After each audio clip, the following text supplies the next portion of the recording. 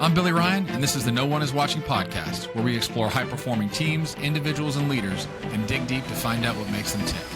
This show highlights the DNA shared by elite performers, the process by which they leverage that talent, and ultimately helps you apply those lessons to your own life, business, or team. You just got married, didn't you? I did, yeah. January. Yeah. January, okay. Yeah, I got it. It was exciting. Typical off-season baseball off-season wedding, but yeah, it was a really exciting time. Everybody talks about how emotional it gets and like how you feel every bit of it, and that couldn't be as true as it is. Like it's remarkable, just like the experience of it and all that stuff. So we're still riding the honeymoon phase. Yeah, man, newlyweds. But it was cool. We did a destination wedding too down in Cabo. So like we got sweet. Like it was nice. Great. Is she have you acclimated her to baseball lifestyle, or is she used to it by now? Yeah, she's accepted it. That's a good word for it. Yeah.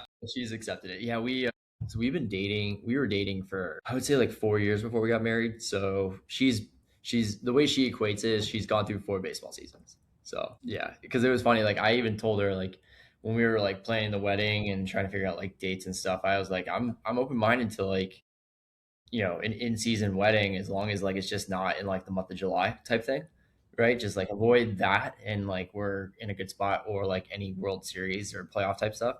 And she was like, she's like, I'm not even gonna touch that. She's like, smart girl. She was like, you could tell me right now that you'd be okay with that, but like I guarantee you if we did that, like we would never enjoy an anniversary. We're never this, never that. And so I was like, all right. So she gets it. She definitely gets it. Yeah, she's smart. We actually had an in-season wedding because we got engaged. I was at the commissioner's office living in New York when we got engaged. Yeah. And then I got the job at the D-backs. And so it was my first season, and we had like a May wedding. And I remember like talking to a couple guys in the office. I'd only been there for a few months. I'm like, hey, getting married, love to have you guys come, whatever. And they're like, oh yeah, it'd be awesome. And I told them why, and they're like, oh yeah, no, we can't make it. Can't do that. Yeah, it is. It's true. It's definitely like that. It's wild, but I was open to it just because I wanted to make sure like I gave her the options of like, hey, like if you don't feel like you want to get married in like the month of January, like I totally get it. Like you're okay with that if like if that's the way you want to go. Right. I gave her all the options. We ended up landing on a good date, January 9th. Worked out really good. So awesome, man. I'm happy for you. Yeah, thank you. Yeah. We met, golly, was it 15 years ago at this point? Something like that? 2011? It feels like it. Yeah, it's like 12 years ago, back in 2014. 14. That's right. It was 14. Yeah. Yeah. So the first time I crossed paths with you was after we drafted you, out of ASU. But obviously your story started started long before that, and coming out of California, and, heck of a baseball player, right? Mr. California. Played on the Team USA with some future MLB superstars, Machado, Harper. Who else was in that team? There were some dudes on that team. Yeah. The USA team was loaded. It was, it was Harper, it was Machado, Castellanos, Robbie Ray, Kevin Gausman. The list goes on. I think I'm missing some guys there. Jamison Taillon. Jeez. It keeps going, and like the way the team has been, and like there's future Hall of Famers on that team. That team alone it's pretty special. Like it's a fascinating thing just to look up and realize like, one, like watching all those guys do what they do and watching their careers progress the way they are. Both like the guys that like are, the Harpers and the Machados, the Taillons and Gausmans of the world, but then also like looking up and, just seeing all the other guys just do what they do and progress through life is pretty fun. So, but that team is special. It's a funny little like fun fact, but like I think we're the only team that's like amassed over $1 billion worth of career earnings. I think I saw that at one point. So like, just to put that in perspective, like that's insane. The fact that like that is insane. Amassed it. Obviously it's like part of the modern times of the game, but it was funny. Like, and then like, of course, like we were all kind of like paying attention to that, especially like that off season. Cause that was like when like Bryce hit a big extension, Nick got one. I think Gausman got his there. Right. So it all kind of started moving really quickly. And then I texted some of the group chat of that team, and I just was like, "Hey guys, like, I just got my yearly raise, and I think like my raise is what equips over the $1 billion mark. None of you guys is. It was My I got my 3% raise this year. That's amazing. So that's kind of cool. I forgot Robbie Ray was in that team. So you guys kind of reunited in Arizona then. Yeah, yeah, it's been I like seeing all these guys throughout the course of the season is always a lot of fun. But yeah, when Robbie was here, that was great. It's cool when you get a chance to like connect with those guys because like you hear people talk about playing for Team USA, and it's definitely like a brotherhood. And you stay so close to them. I mean, especially back then, like we were, we spent 6 weeks together, and of the 6 weeks, three of them were in remote areas of Venezuela. So like You're not going anywhere. yeah, you literally you can't really talk to your families. You don't have time to do that. You don't have the resources to do it, and you're literally just with them, and you get close really fast. So, and then of Well, course, you're 18 years old, right? It's like a fraternity yeah, at that and then point. of course, like chasing after the common goal, trying to win a gold medal and represent your country, like it just takes everything to a different. Yeah, that's sweet, man. It's funny that picture of you guys celebrating always like it crosses my feed every couple of years. I feel like it just pops up, probably for that reason, right? Like maybe it was when they crossed the $1 billion threshold as far as contracts, but yeah, that team was loaded, and you were a part of that. You go to ASU, and then 3 games in, right, is when you had your injury. Yeah, my third game in. That's crazy, man. So I mean, I know we've talked about it. You talk about it a lot, but just walk me through kind of what happened. Yeah, definitely. I think like the way I try to like encompass the whole part of it, right? Like we touched base on like Team USA, but at the time I was 19 years old. I had just, I was at the highest of like my career highs, right? Like my high school career was highly decorated. I played high school baseball at one of the best high schools in the country at Modern Day. I, was able to represent the country and play for Team USA. We won a state championship, my senior year. I, was fortunate enough to win, I think, every award you could possibly win as a high school player. And then you get drafted by the San Diego Padres, and all these things are building up into like you look up, my game is progressing, everything is working in the right direction, and I get to Arizona State, and now you're playing for one of the most historic programs in the country, who has turned out more big leaguers than any other college in baseball, and then you find yourself in the starting lineup as a freshman, and I give like that context because it just kind of I hope highlights the like where I'm at in my career, right? Where everything was going For sure. so That's not well. easy to do. Everything was it was exactly where I wanted it to be. And then all of a sudden in a blink of an eye, I go from being at the highest of my highs to undoubtedly the lowest of my lows. That took place in the third game of the season. I was on first base, part of, we had runners on first and second, me and Devin Marrero, who was not just one of my teammates, but one of my best friends, put on double steal, and I was on the back end of it, and just another baseball play, just playing hard and going in hard. And I went in and I slid in head first. And unfortunately, just with the way where I was sliding and where the ball was thrown up the lane a little bit, that brought the second baseman right into my slide path, and just unfortunately had a perfect storm collision where my head collided with his knee. And then before I knew it, I was on the ground, and I, the weird thing about a spinal cord injury is it's painless. Like you don't feel anything. And I just could feel myself on the ground, and I saw the ball go in the right field, and I tried to get up and I couldn't. I tried to get up again and I couldn't. I just realized that I wasn't able to move. I wasn't able to feel. I just felt like I was floating in space. And that was where, where my life quickly turned to a completely different path. I was laying there motionless on the field. I had training staff around me. My father was around me, and everybody was wondering, just asking how I'm doing. And I just kept saying like, I can't move and I can't feel. And next thing you know, I'm being rushed to the Barrow Neurological Institute here at St. Joe's in Phoenix, and I'm going into emergency surgery because I was told I have a burst fracture of my C5 vertebrae, and they got to go in and fuse my neck back together and alleviate the pressure of my spinal cord. And that was it.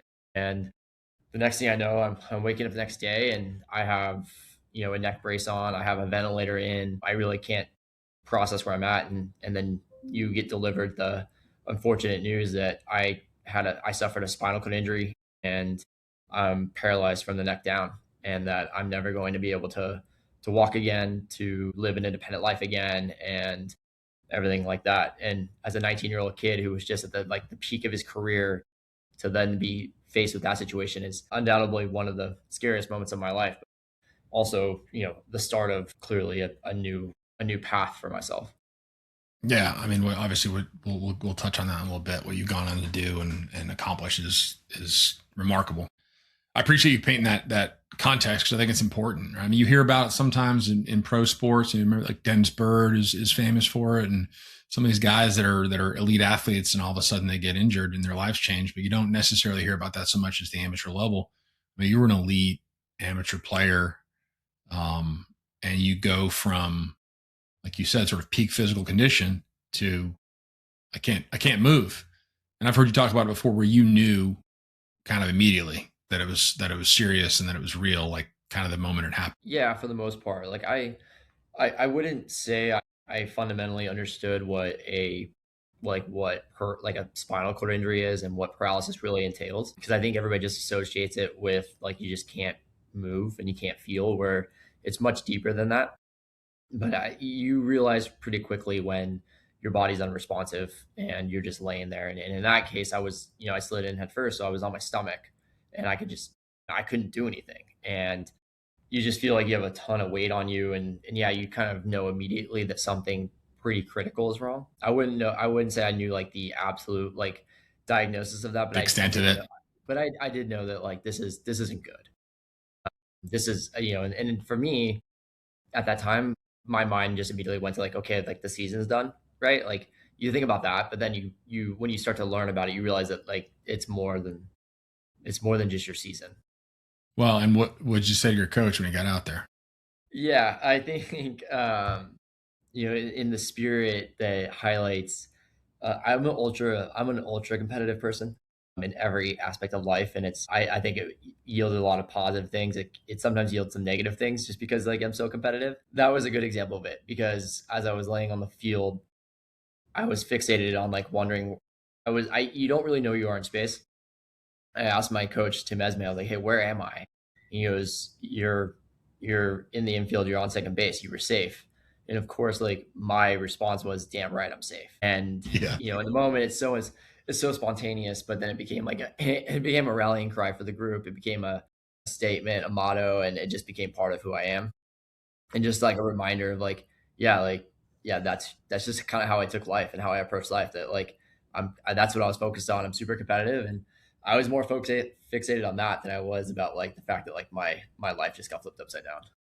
Yeah. Well, it just happened, right? That's like you're Yeah, not you're used to competing, you're used to stealing bases and worrying about being safer out. So it's like, in a weird way, it's like a natural response, for like a competitive, highly competitive athlete. But I think it's an interesting point that touches on sort of the relationship between, identity and performance when you're an yeah, athlete. And you hear guys talk about this when their career is over, whether that's after 20 years in the big leagues or after high school. It happens at different times for all of us for different reasons, but we're all to some degree go through that little crisis of like, well, now what? Yours obviously was as a result of a catastrophic injury, but what was that like for you early in that process of just processing and dealing with it? You go from, I don't put words in your mouth, but I imagine like your ability to go play baseball at a really high level was a big piece of your identity and sort of how you viewed yourself, right? It's not who you are as a person necessarily, but it's a big chunk of it. At least that's how I viewed it when I was a kid. yeah, 100%. Yeah, I think my identity was I was a baseball player, and I think my identity is still the same in that regard. But like, yeah, it's you go from thinking one like you go from like pursuing your ultimate goal of being a Major League Baseball player, but then you also at that level you start to realize that like you actually probably have a chance, and then yeah, the fundamental shift was tough.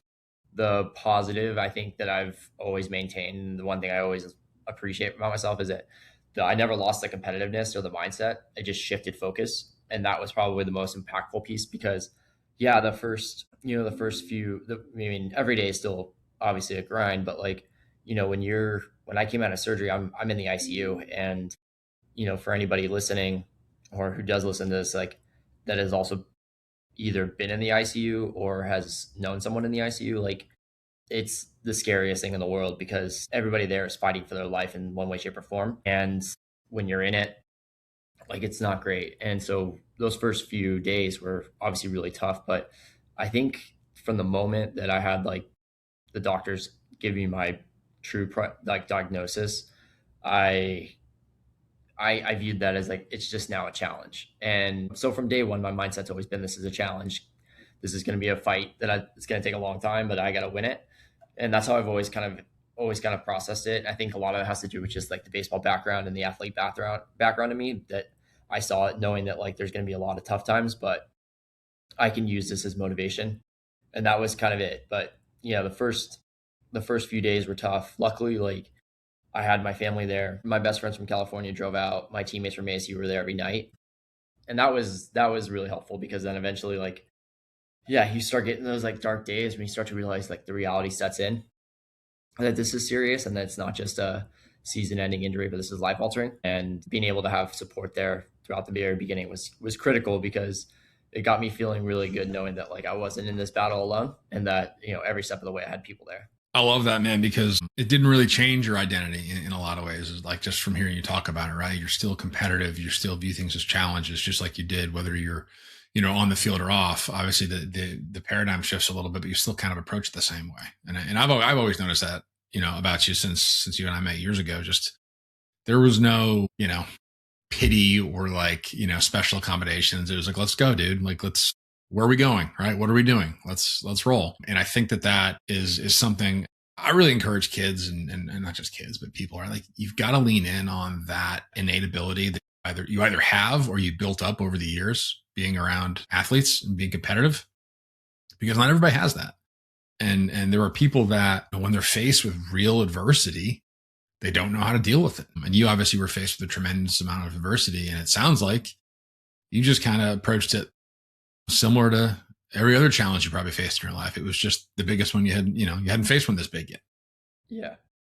Yeah, 100%. And I think like the key point to this is like every one of us is going to go through adversity in one way, shape, or form, and some of it's bigger than others. But I think when you start to grasp that it's not the adversity that defines who you are, it's how you handle it, how you get back up, is the most impactful piece. And I think it like also heightens the fact that like we still have pathways to be successful.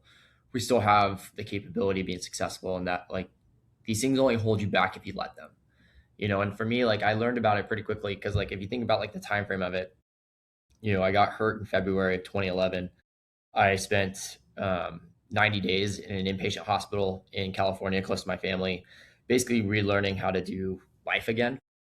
And then I can talk about some of those things as well, just like the inner details of it. But like 90 days in that, and then I moved back home. And while all this was happening, right, like I had visitors in California at the hospital every day. And then when I got home, it was about summer break for all my friends who just got back from college. And so I was around a lot of people, and it was amazing, because they helped me like reassimilate back into life and get back into the swing of things. But then, August came around, and next thing I know, they're all gone. Everybody went back to college. Everybody went back to like what they were doing. And then I was just sitting in my parents' house, and I didn't have anything. It was in that moment I realized, and I'm fortunate that I realized it really early, that like life goes on. With or without you, life goes on. It doesn't stop for you. It doesn't stop for me. It doesn't stop for anybody. It just, and it became abundantly clear. Like I had two choices. I could sit in my house and kind of give up and do nothing. And honestly, like, I think people would probably be pretty understanding of that. Or I could get out there. I could chase my dreams. I could chase my goals and go at them relentlessly and try to accomplish them and be the best I can be. And I just fundamentally realized like either way, life is going on. And when I was able to process that and understand it, like it just became clear I wanted to be along for the ride, and let's just go for it. And I think that was something I'm really fortunate I was able to recognize early into this. But I just recognized that like we all have our challenges, we all have our issues, we all have things where we have these battles, but like life isn't stopping for either one of us. It's going to keep going, and it's up to us if we want to keep going along for it. And that kind of led into like where I'm at now, because then it turned into like, okay, what do I want to do next? It's like, well, go back and get your degree, try to figure that out and progress that way. So it's incredible, dude. I mean, it's to have that perspective and that understanding at that age and so quickly after going through what you did is really pretty remarkable. I think I certainly didn't have it. I think that it takes people kind of get there at different stages in their life. Some people don't figure it out until they're, 50, 60 years old, right? Because you get wrapped up in the doing of whatever it is that you're doing. Mm-hmm. And some people work their whole life and then they retire and they realize like, nobody cares, right? Like it's me and my family now. Right. And it's the same way in athletics or whatever. You're right. I mean, you've got teammates and they care about you and they love you and all of those things, but they're not putting their life on hold. And it is freeing. My wife hates to hear it because she thinks it's like this morbid, like this, this stoic, morbid approach to life that like we're all going to die and it doesn't really matter. But like, I think it's incredibly freeing. Like eventually, once you realize that nobody really cares, or the people that really, really care about you, you can probably count on one or two hands. Like it's pretty liberating, and you just go do your thing, and you figure that out at 19. That's pretty amazing. It's also like just a reminder that like you control, like you can control your outcomes to some degree, right? Like you may not be able to predict how it's going to turn out and where you're ultimately going to get, but you can control the way you work at it, how much effort you put into it, those types of things, and putting you in the best position to succeed. And I think a lot of it too is that just like this is important. This is probably the most important impactful piece to my story too, right? Like is accepting that like you're gonna fail. You are going to absolutely fail. Like we talk about like paralysis, and I'll just give insight to this. Like everybody just thinks you can't walk, and it's more than that. Like I can't walk, I can't feel, I can't regulate my body temperature. I can't use my hands. I can't do normal things that a normal person does. Like every part of my body's impacted, right? And so like when I was in the hospital, like it took me 40 days to learn how to brush my teeth again. And where this is different, this isn't like you just tore your ACL or broke a bone. Like you have to relearn all these things and whatnot. But it took me 40 days to learn how to brush my teeth. It wasn't like I just woke up on day 40 and knew how to do it. I had to fail 39 times in a row to get to day 40. It was failing every day learning to do that until I finally figured out a technique that worked. And like that to me is where I think the most impactful piece of this is that like it wasn't like you're gonna have to fail and you're gonna have to learn how to adapt to that, but you're gonna have to learn not to give up. I could have given up long before that, but like I didn't know when it was gonna happen. I just believed that like if I keep trying, if I keep pushing myself to the limit, I will figure it out. But I had to fail along the way to get there.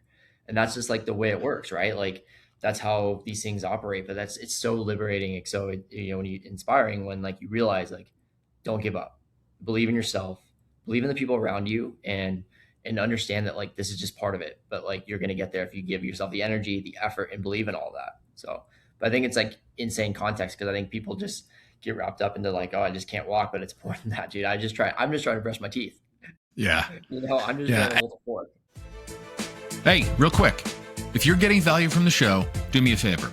Hit that subscribe button, and if you're so inclined, go ahead and leave a 5-star review while you're at it. It helps more people like you find this podcast, and honestly, that simple form of support, it makes a difference. All right, back to the conversation.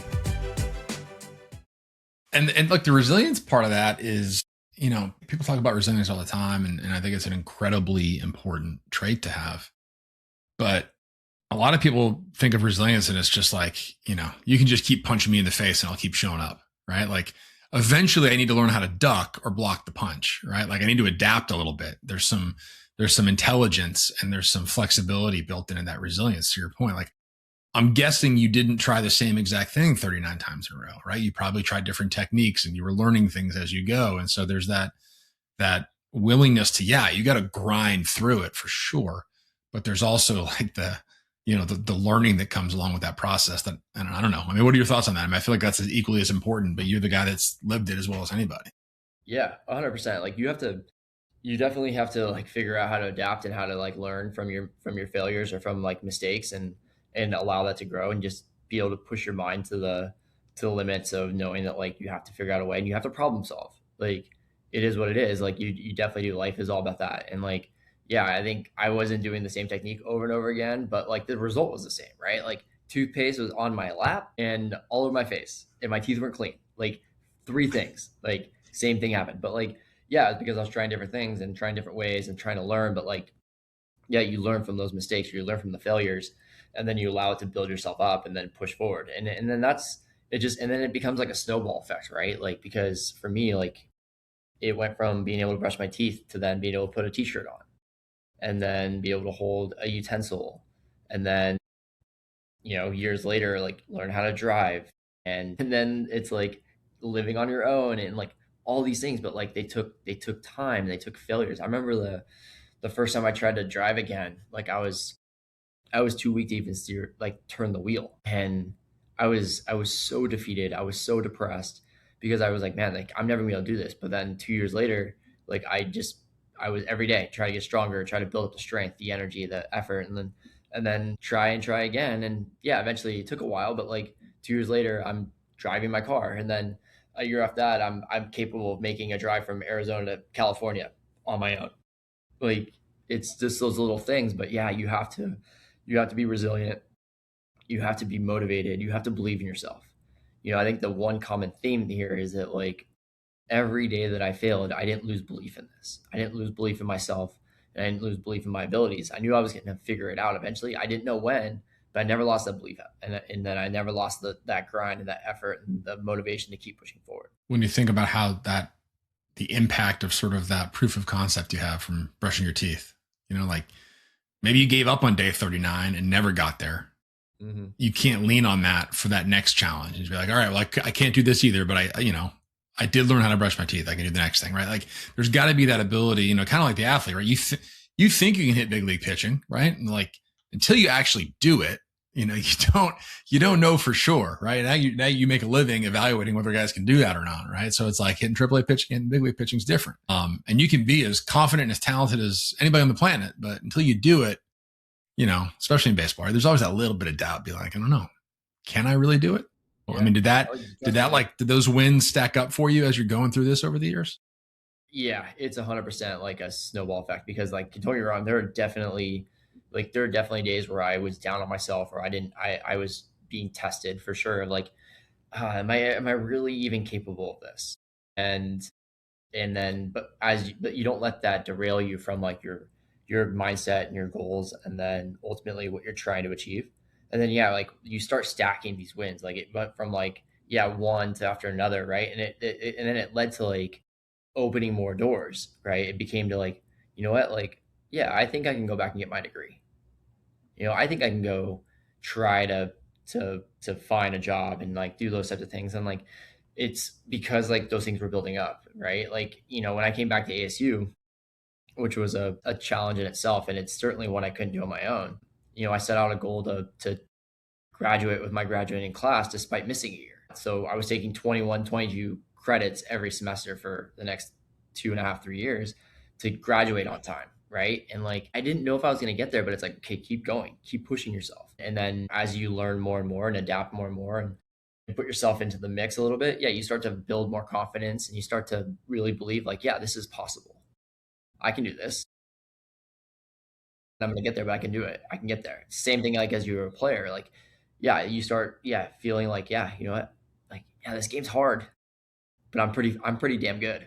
Right. And, like, I know I can get there. It's going to take effort. It's going to take a lot of energy out of my end, and I got to work hard every day. But, like, yeah, I can hit big league pitching, or I can get out big league hitters. Like, I can do that. But, like, you have to, yeah, to your point, like, you have to experience feeling it, getting a taste of it, and then know it's within reach. But I think the fundamental pieces of it is, like, coming back to the fact that, like, you gotta believe in yourself. You gotta work incredibly hard, and you gotta have this, like, resilient, competitive mindset that you might fail, but you're not gonna lose the battle, and keep pushing yourself forward. Yeah, I mean, you see all of these super talented people in business and in life, and, like, I don't believe in overnight success, right? Like, I think it's a complete myth. Right. Because everybody pays attention to, like, that's a one hit wonder, like, this guy just has this hit song out. I'm like, what about the 50 other songs that he wrote that nobody liked, or whatever it is? Like, there's all this stuff, that scar tissue built up over the years that have led to that success that nobody really wants to pay attention to until you, quote unquote, hit it big, and it's the same thing in when you're dealing with athletics or dealing with business or, really just life in general, right? Like, it's like, you don't always control the timing, to your point. Like, I don't know when this is going to happen for me, but I know it's going to happen because I'm just not going to quit. And I know that I'll get there, and that's that can be tough for people, right? Like the when. We all want it now. 100%. And I think that's something that like we all battle. And then on my end, like I think is probably the most powerful piece of like not knowing when is that like I go back to like something I said earlier, like this isn't like you just tore your ACL and the doctors are like, hey man, like if you do this and this, you're gonna be back in, 14 months, right? Like there's no time frame for this. Because going back to like at the very beginning of it, I was just told, dude, you're never gonna walk again. You're never gonna be able to do this again. You're gonna be able to live independently again. So for me, like that's what it was told. Like that was think about like, and when you're a kid or you're going through something and then all of a sudden you just get told that's like this is life changing forever. Like you don't know when these things are gonna happen. You have no idea because like science is telling you it's never gonna happen. And so no one's ever gonna tell you like, yeah, dude, like 10 years from now you're gonna be able to do this and this. Like it's really just comes up to you to like keep grinding and knowing that like, yeah, you're gonna fail a ton along the way, but you're gonna get better and you're gonna get better. And yeah, like people lock in on when like I accomplish a goal or chip off something else on my to-do list, but like they're not locked in on like the fact that like, it took me years to get there. It took me like go back to the teeth, like the brushing your teeth example. My family or my friends or whoever was there for the day that I started yelling in the bathroom because I figured it out, like they were so pumped for that. But like they in their minds, they're not registering, dude, I just grinded for 39 straight days to figure that out. Like no chance. Yeah. Yeah, it's like when you run into somebody else and you're like, they accomplish something and or whatever, and the response is always like, oh, that wasn't that bad. That happened fast. And you're like, man, you have no idea how hard this has been. And for you to do it like those little milestones, like brushing your teeth, that had to feel like incredible when you finally got it, because it probably had been forever until you were able to do anything like that, right? So you're like, yes, I got one. Yeah. And I think it's like a good reminder, right? Like that, like big goals, small goals, don't worry about that. Like they're all the same. Like I was celebrating in the eyes of so many people a very daily mundane task, brushing your teeth or using a fork, holding a cheeseburger, whatever it is. But to me, that was like winning the World Series. You know what I mean? Like that, like that's how I viewed it. And so like when it comes back to like an overarching theme here of like one, like setting goals for yourself, believing in yourself, and then working incredibly hard every day and to not give up.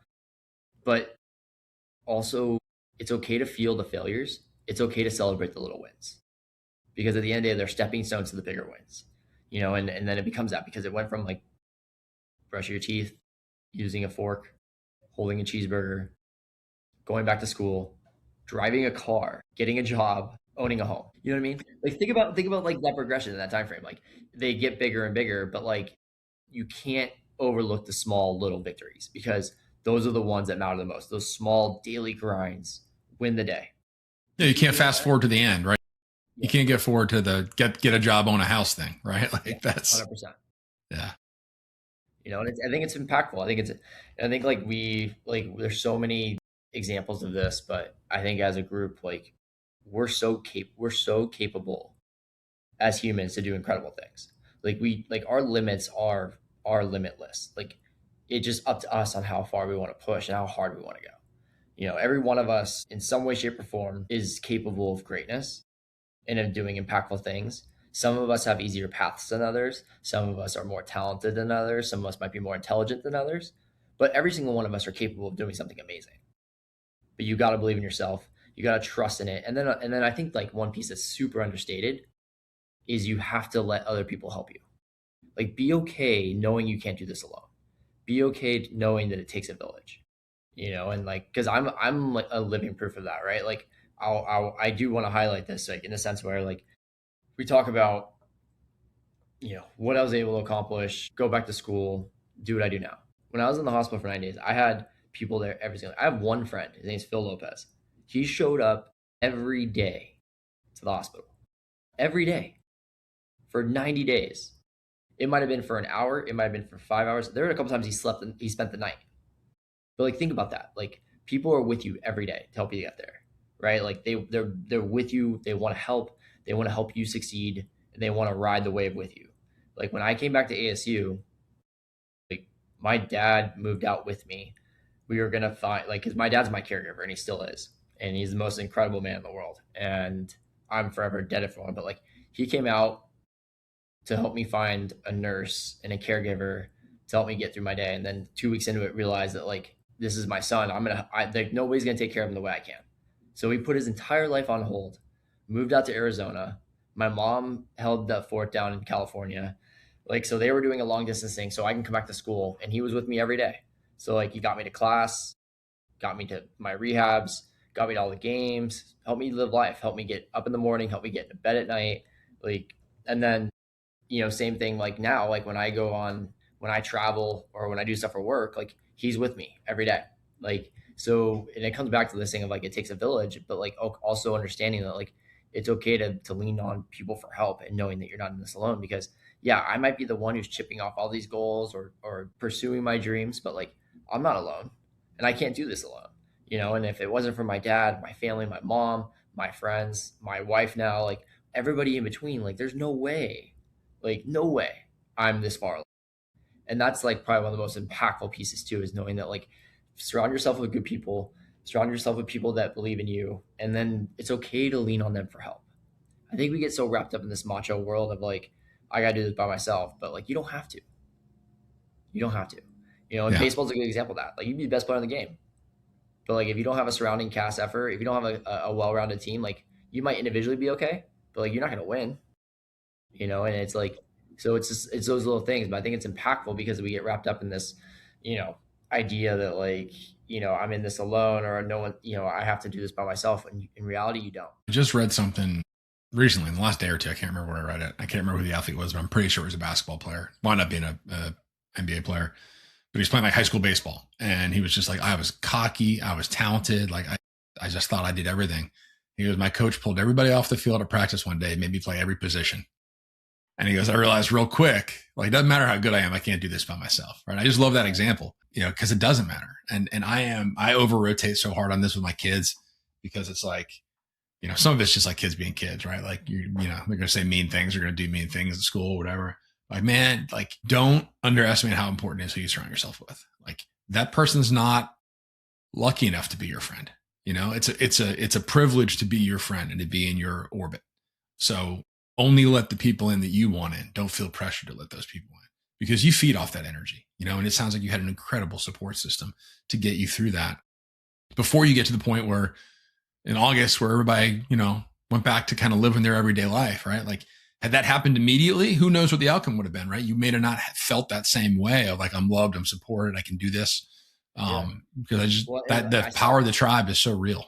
When I saw it, like there were times where like in the hospital, like there were other patients there that never got visitors and, they were kind of doing it alone. And like, there's nothing wrong with that because I think it's just how things operate sometimes, but it speaks more volumes to like, if you pursue like positive people, impactful people and find good people to be part of your life, like they will help you get to where you're going to get to the same way that you will help them get to where they want to get to. And it takes a village. Like this thing, we can't do this alone. And it does take a village. And some people have bigger villages than others, but like you don't need an army of people to help you get there. You just need a couple good people here and there and build off that. And I think it's so impactful. It's so important to talk through because at the end of the day, like, yeah, you're the main character of your own story, but you need the cast members to help you get there. How long after going back to ASU, obviously you focused on getting your degree, but did you know that you wanted to get back around the game right away? I mean, at ASU? Yeah. I think step one, yeah, I knew I always wanted to be part of this game. I knew that like I was meant to be part of it in some way, shape or form. I always thought, of course, it was going to be on the field. And then I think when you realize you can still make an impact off the field, that was like all I needed to recognize that like, okay, I can still go do something great here in some capacity. I didn't know what that was going to be yet, but I knew I wanted to get back and at least like give that a try. Like my mindset was like, go back to Arizona State. And if I failed at being back there, but whether it was academically or I just couldn't mentally handle being around the game or being around the same stadium where I got hurt at, right? Like there's so many little things. then we at least gave it a try, and I would come back to California or whatever, and I would figure out the rest from there. But the one thing I always knew is like I knew I wanted to stay in this game somehow. And when I was back at ASU, I turned like they helped me become a student coach, to where I was doing stuff with the team. I was helping out with recruiting. I was doing a bunch of different stuff while I was going back to school, and so I was part of the team every day. The only thing I didn't do is I didn't travel with them. And I recognized that. I'm like, you know what? Like, yeah, this is where I belong. Like, this is where I should be. This is the game I want to be part of. This is the industry I want to be part of.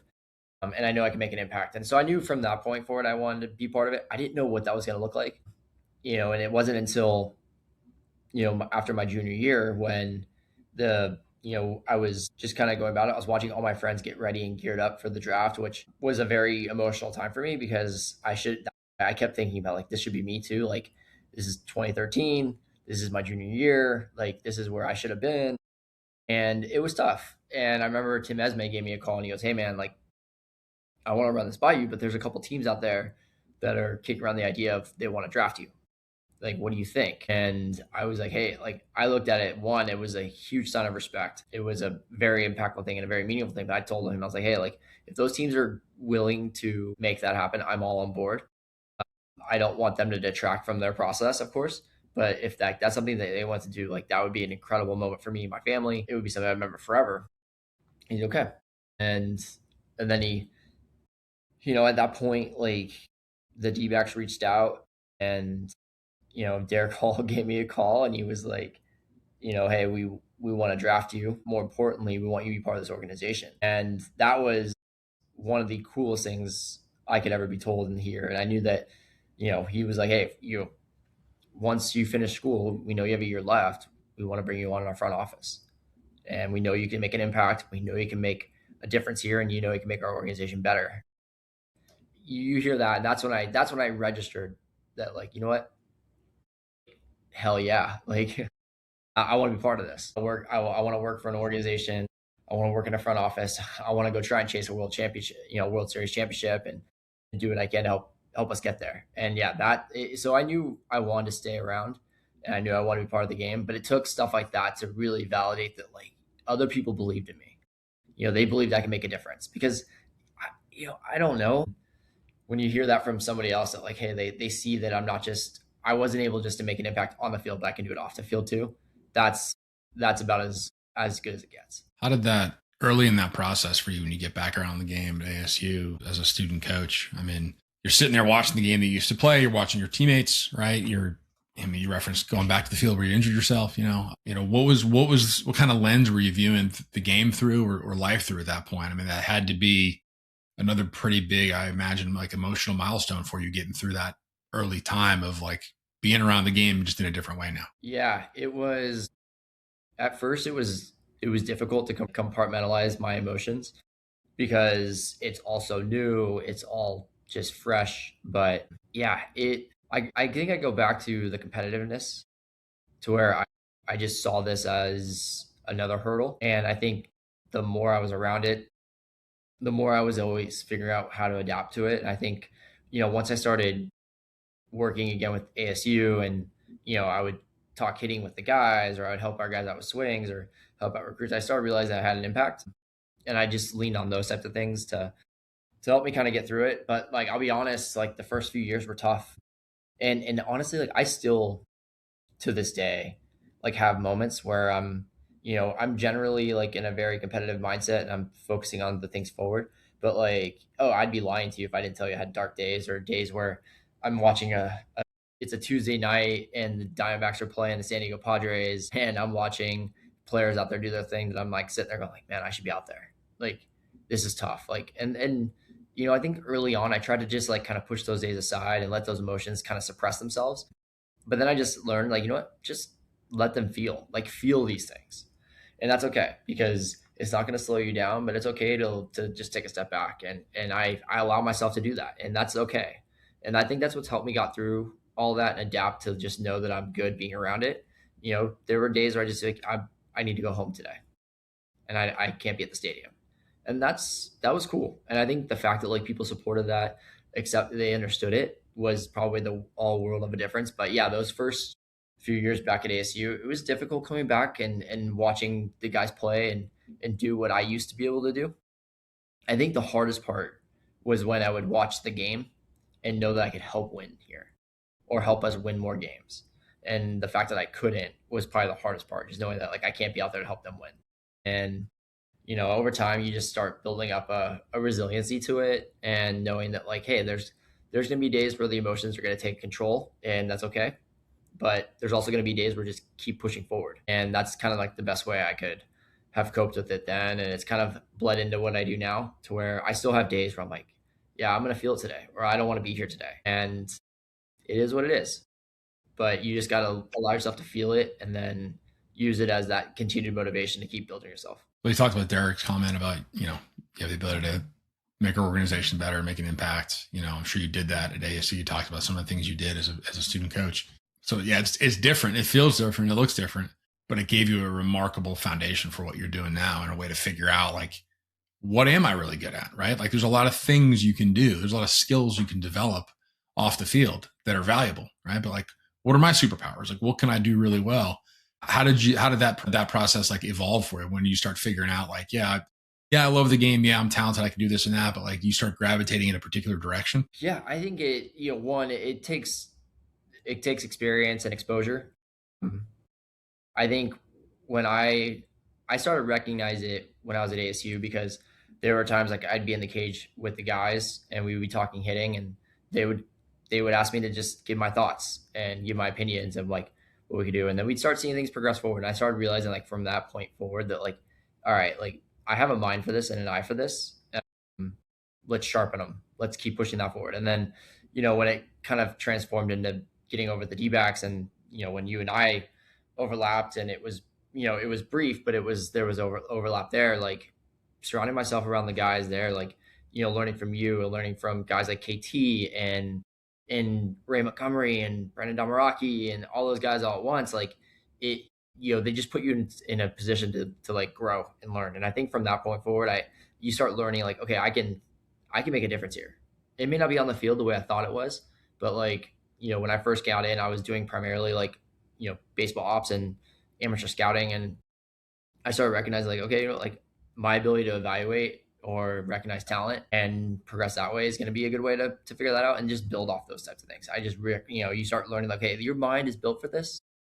You think through it the way you should, you have the experience, like use that to your advantage to now just push yourself forward. I think it's always progressive. I think the more hats you can wear, the more exposure you can get, the more experience you can have, both the good and the bad. Yeah. Like that's going to help you. Like, it's not just, hey, I got that guy right, or I made a good evaluation here, but it's like, oh, I swung and missed on that guy. Like, I missed on that one. We all have them. We all make our mistakes, and you learn from those things. But I think like it was just a progression of like knowing that like, okay, like there's a way to still make an impact here. Because I think for so long as a player, I think we all go through it. You just think your impact is solely on the field or between the lines, but there's many ways to do that. And I think that was so empowering for me, recognizing that like, hey, you know what? Like, yeah, I'm not playing the game, but I'm doing the next best thing. And that's impacting off the field. Yeah, I think that impact is probably not given enough attention, right? You talk about good teammates all the time, and a lot of times those guys are the ones that are kind of the player coaches, right? Like whether they're at the tail end of their career or not, a lot of them are role players, but like it can be your 3-hole hitter, right? And you can be your all-star shortstop that, to your point, they're thinking through the game. They're helping their teammates. They're like, hey, did you look at it from this angle? The teammates pick up on that, and I think the coaches do, and there's a lot of, but I think it's like a little like bolt-on value add, right? Because like if you couldn't play, you wouldn't be here anyway. So like we're leaning on how good you are as a player, and then that other stuff is nice to have.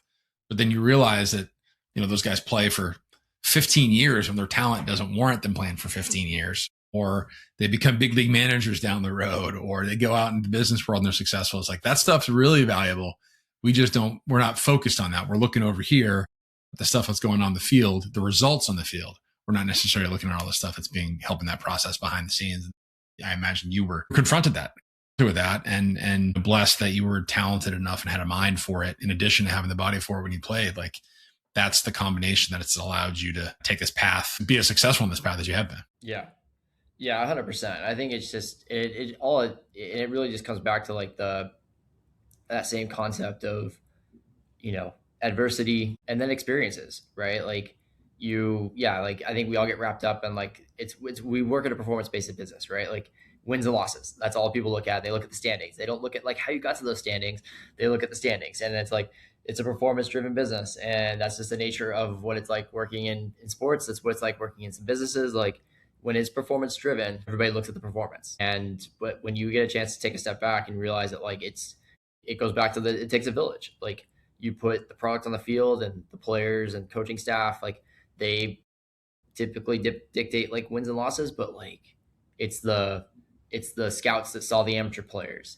It's the scouts that saw the pro players. It's the player development guys who helped coach these guys up. It's the acquisition groups that find players and acquire them before they're reach their peak, and then it transforms your organization, and then it's putting together this competitive team on the field, and then it's surrounding that competitive team with the right coaching staff, and then it's putting it all together at one, and it's the right training staff, and then next thing you know, you look up and it's like it's much more than just like what happened on the field. It's these like dynamic decisions that took place also off the field that allowed this to come together. At the end of the day, like you just got to put the group together to be the best they can be.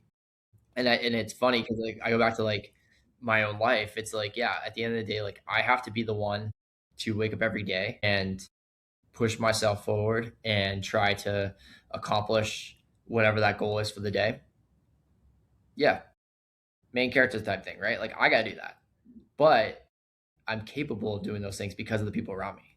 And it's no different than when you look at like baseball or any sport. Like it's you're doing your job, but like it's the people around you also that like you're there. And I think it allowed me to like see that and at least like develop through like the different dynamics of how the off the field stuff works and how like behind the scenes it is.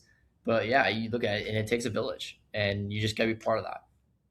Yeah, I think there's a difference between the people that are, the fans of the game. They don't really care about the process. They just care about the results, right? Whether you exceeded your win projection by 5 or 10, you wind up winning the division or winning a World Series. Like that's all they care about. They're going to have just as much joy out of that as, if you had these high expectations that you ultimately met. Absolutely my most rewarding work that I did when I was still in baseball was off the field stuff, right? It was that sort of staff building, organizational building, making good hires, putting them, people in from outside the organization, whatever it may be. Like I really, really enjoyed that. And we've probably both been part of teams that, won unexpectedly, right? And it's like, you don't get as much, at least I didn't, as much gratification out of that. Cause you're like, there's always an element of chance, right? And there's always some luck that goes into it as far as health and, guys having career years and whatnot. But it's when you follow that process and you're able to see it through, and then it actually yields results, man, it's so much more gratifying. And I know that like your whole organization feels that way because you kind of know, and you're like, well, that was a year or two sooner than I thought it would be. I hope we can repeat it like on the path that we thought we were going to be. But again, that's like the inside baseball, no pun intended side of it. Like, process over results. And like, I mean, there's some pretty big process nerds in pro sports, right? I was one of them, and it's, I don't know, man. Yeah, and I think it just comes back down to like you gotta want to win. You gotta want to win, and that's it. Like that's like the driving force, right? Like you gotta be competitive. You gotta want to like chase this thing relentlessly, and then when you have to have like-minded individuals like that on the field and off the field, and like if you have a collective group that like they will do everything in their power to dominate their job, to push themselves to the limits, to know that like they can build this thing out. Like you surround yourself with those guys and the people that want to win, and that's where it gets really exciting for sure. Because I think at the end of the day, like everybody wants to win a World Series, but you gotta really you gotta grind. Like you gotta make the sacrifices. You have to understand there's going to be challenging times, not easy times. But if you surround yourself with impactful people that want to win, that are relentless in the pursuit of figuring that out, and then wanting to win consistently, like it's so much fun being able to like be around people like that because they challenge you. Like you guys, it's just pushing each other one day after another to be better and better, and then you watch the players on the field and the coaching staffs on the field do their job, and it's contagious, and you just find yourself there. But that's kind of how I am, at least personally, like in every aspect of my life. Like I don't want to lose. Like I hate losing. And whether it's in sports, in my job, or more importantly, like my personal life, like I want to prove everybody wrong.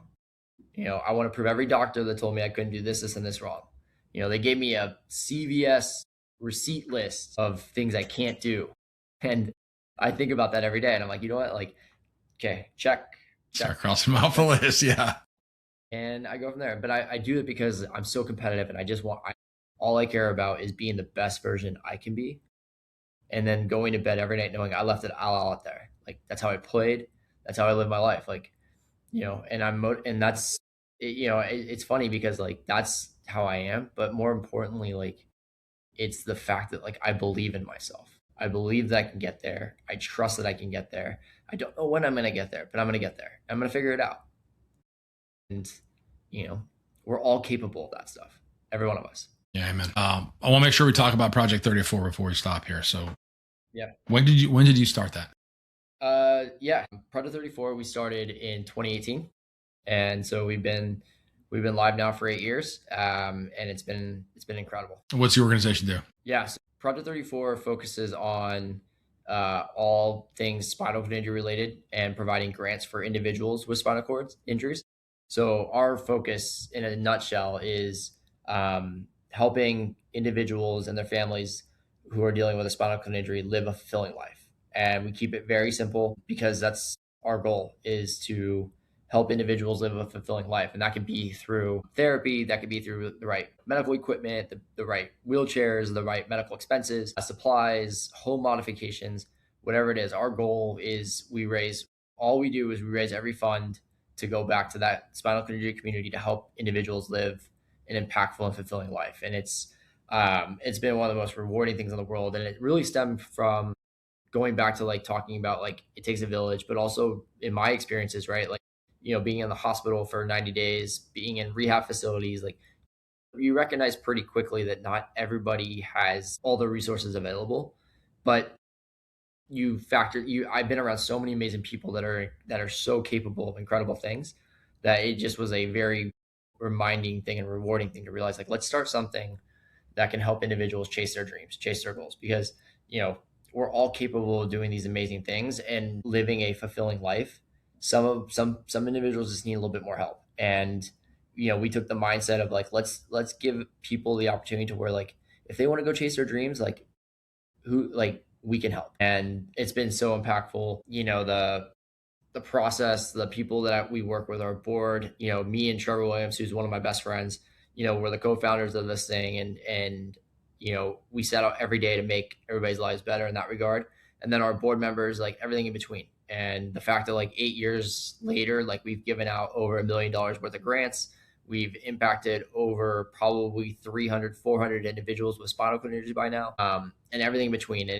It's incredible. Like the community keeps growing, unfortunately, but we're there to help. And that's all we try to do is raise, every dollar that we raise goes back into the community. It goes back into helping people. And it's just, it's awesome because, I've been really fortunate in my own life where I've had a ton of support, whether it was through my family, my friends, my modern day community in high school, my ASU community, the Diamondbacks community. Like I've had so many people along the way in my corner, allowing me to chase my own dreams. You just recognize that not everybody has all of that there, but that doesn't mean you can't help. For us to be able to do what we do and provide so many incredible grants for people just to go chase their dreams is so rewarding. And it goes back to like, I think something I said earlier, right? Like, every one of us is capable of doing something amazing. You have to believe in yourself, right? And you have to trust in yourself, but you also need the help, and it's okay to have help. And that's where we come in. That's incredible, man. I love that you keep using the phrase chasing your dreams, because you tend to think about like that. Hey, I want to be a big league baseball player or an astronaut or a billionaire, right? Like whatever your dream is. But, for some folks, just the ability to learn how to brush their teeth again, right? Or be self-sufficient again is a remarkable dream, right? An important one. Yeah. And it speaks volumes to it, right? Like it's also like something that has to do with the medical world, and it's a tough world out there, but like, like the proper wheelchair, for instance, right? Like the wheelchair that I'm in, like that costs $7,500. Like for me just to move around today and every day. So like But it's also not just like you can't just hop in like the airport looking wheelchair, right? Like that's not how this works. Like these things are fitted to you. They fit your measurements, your size, your strength, your balance, everything in between. So if someone is not in the right wheelchair because they can't afford to, or they're just not having the right resources, like they're not living their life optimally. Their body's not in the best position to succeed. Like they're not moving around the best they can. And it's like little things like that that like if we could be a little piece to that and a little bit of help to get them in the right wheelchair or to get them in the right rehab facility or just like be able to do something where like we modify their home to where they can get in and out of their home on their own or modify their bathroom to where they can get in and out of their shower on their own, like the littlest of things. And if we can help them do that, like yeah, now they get a chance to go chase whatever they're going after. Now more importantly, like they just get to live a fulfilling life. And like that is all we're trying to do. And that's all everybody should be trying to do is like find a way to live a fulfilling life. And if we can help do that, like it's incredible because it's hard out there and the medical world is difficult. It's expensive, it's challenging, and rapidly like changing. And if we can help people get there, that's all we want to do. Well, it's pretty remarkable, dude, to be able to impact people like that. And I mean, again, like chasing your dreams and living a fulfilling life. That's kind of like the beginning and the end, right? There's not a lot more to it than that. So you're pretty spot on with the goals. Well, and it's funny because like, I have my own dreams, my own aspirations, my own goals. I'm trying to accomplish those every day, both as a person, as an employee, as a family member, as a son, a brother, a husband, everything in between, and a friend, right? And those things are powerful. But the absolute most rewarding piece of my own life is there's two of them. It's, can someone gain inspiration from what I'm doing? Like just seeing how I attack life. That means I'm attacking life the right way. If someone can find motivation through what I'm doing, that means they recognize I'm doing something that is impactful to them. And then the other is what we do at Project 34 is because we're changing someone's life. And it's so easy. It goes back to like the brushing your teeth idea. Like just giving someone a grant to go to a rehab facility where they now have the ability to learn how to transfer themselves from their chair to their bed, or they know how to feed themselves, like little things like that. If we can help them along the way, like it's by far the most rewarding and impactful thing I do. Well, like you're nailing both your goals, first of all. But I think the first one, right? If people can find inspiration from how you're living, right? Just going about your day-to-day business, you epitomize that. And I mean, you inspire me and I know a whole bunch of other folks in how you do that. But that's a good goal for all of us. I mean, I was always inspired when I was in baseball. And this was before I had kids. Really, it was like the people that can have that balance in their life, that can have a good home life and still have this dream career. Like people that can be present, can be the friend that is always going to be there. Like when you need them, no questions asked, they're going to show up. Like these are all really, really important, inspirational things to me that you can do just by living your life every day. Right. And people pay attention. So they're going to see it's like, when I need him, I'm calling him. Like that's the guy that's going to be there. Like that to me is really inspirational, and we're all capable of it to, kind of go full circle with your point. Yeah. I mean, dude, dominate the role you're in. Like, it's funny how these paths cross, right? Like my ultimate goal, right, is to get back up on my feet again, to walk again. But I highlighted these examples earlier, but like, that's like the big goal, right? That's the final boss. But to get there, right? Like you have to chip off the other goals along the way. You have to chip off the smaller goals, but they're not smaller in impact. They're just, you have to get to the here, and here. And it's the same like if it's in your career or your family life. Like we get wrapped up on like these ideas, and I talk about throughout this whole session of like chasing your dreams. Like whatever your dream is, like you have to be able to like have that, but also understand you have to dominate the role you're in. Dominate today. Dominate being the best person you can to be, because like if you don't dominate these days, if you don't believe in yourself and like the present and be present in your everyday life, you're not going to get there because like you weren't working your way through it. I think that's so impactful. Like we talk about like what our goals is as like professionals or individuals as whether it's like a husband or a father, whatever it is, but like dominate the role you're in, crush that, and you'll keep moving forward. It's a great way to put it. I think those of us who are fathers or parents, it's a good reminder because they're watching every single day, right? If you're buried, your nose is buried in your phone, you're not present, or you're not supporting them just in that day, in that role, whatever role you're supposed to be playing that day, that shows up over time. And so that's the stuff that I try to take with me every day, is make sure you're showing up every day. And I don't succeed on it 100% by any stretch, but I promise I try every day, and then I just think that, you're a great example of that for everybody, of just like, yeah, maybe that's not your big, hairy, audacious goal, right? To brush your teeth, but you can't get to the big one until you do that one, and then the next one, and then the next one. And so it is all progress. And I think that's, giving ourselves a little grace too, that the little victories matter. Trust me. I'll use it like a couple, like one final one. Like I talk about like, we talk about like brushing teeth and whatever, but like I always go back to is like holding a cheeseburger. And so when I was like learning, like when you have a spinal cord injury, like one like mine, where I'm a quadriplegic, like all your limbs are impacted. So like my fingers, the dexterity's gone and stuff like that. So like holding things is difficult. So when I was learning to like hold food again, cheeseburger is the prime example, because I love cheeseburgers. I crush them all the time. Still to this day, not good for me all the time, but I still do it. Like I would be like holding a cheeseburger and try to take a bite, and I would lose all of it. And next thing you know, you look down and it's all in your lap. And I'm learning how to do this, right? And it's like kind of like that statement of like how sweet it is. Like I eventually figured out how to like hold a cheeseburger. And I remember I would vividly remember this. I was at this place called Islands in Southern California, which is a popular burger spot with my dad. We just finished a rehab session, and I grabbed onto the burger, held onto it, and I was like, oh yeah, I got this. And I just crushed it. And my dad was like, dude, like, hey, put it down, take a drink, like, you're okay. And I was like, no way. Like, I got my hands on this thing. I'm not letting it go, because I don't know if I'm doing this again, but it's like that reminder that like, dude, like go after it. And then when you it's probably the best burger you ever had in your life. 100%. And when you get there, when you finally get to that peak, embrace it, experience it, relish in it, finish it, and then keep going. Don't let go of that cheeseburger. Don't let go of the cheeseburger.